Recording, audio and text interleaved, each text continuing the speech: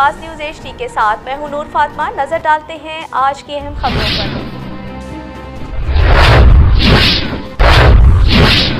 District police officer मंडी बहाउद्दीन वसीम रियाज खान की हिदायत पर जिला भर में अमन व अमान की सूरत हाल को बरकरार रखने के लिए दाखिली और खारजी रास्तों और अहम मकामात पर नाकाबंदी और स्नैप चेकिंग का अमल जारी है। अवाम के जानो माल का तहफ़्फ़ुज़ अवली तरजीह। जराइम पेशा अनासर की नकलो हरकत रोकने और उनके खिलाफ भरपूर कार्रवाई के लिए सरप्राइज नाकाबंदियाँ, मौसर गश्त और अलर्ट ड्यूटी यकीनी बनाई जा रही है।